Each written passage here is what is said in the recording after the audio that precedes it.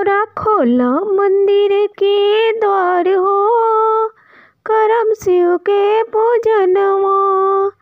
गौरा खोला मंदिर के द्वार हो, करम शिव के पूजनवा। शिव के पूजनवा करम भोले के पूजनवा गियो।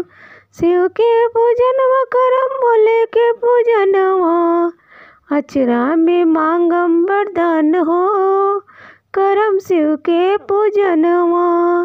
गौरा खोला मंदिर के द्वार हो, करम शिव के पूजनवा। सिनुरा भी मांगम टेकुलिया भी मांगम, सिनुरा भी मांगम टेकुलिया भी मांगम, चूड़िया भी मांगम महावर मांगम, और मांगम चुनरिया लाल हो, करम शिव के पूजनवा। गौरा खोला मंदिर के द्वार हो, करम शिव के पूजनवा।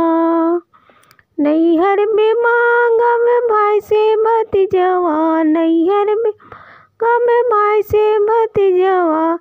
बनल रहे हमर मम्मी के स्वाग हो, करम शिव के पूजनवा। बनल रहे हमर भाभी के सुहाग हो, करम शिव के पूजनवा। गौरा खोला मंदिर के द्वार हो, करम शिव के पूजनवा। अन धन मांगम मांगम लक्ष्मी, अन धन मांगम मांगम लक्ष्मी।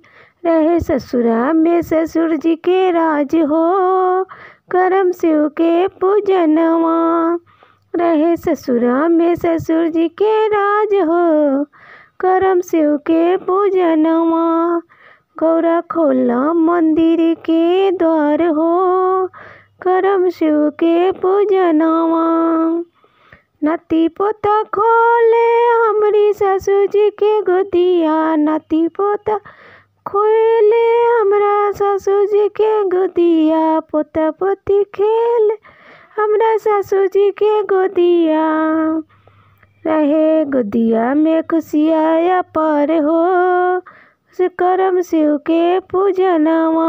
भरल रहे खुशियाँ पर हो, करम शिव के पूजनवा। गौरा खोला मंदिर के द्वार हो, करम शिव के पूजनवा। गौरा खोला मंदिर के द्वार हो, करम शिव के पूजनवा।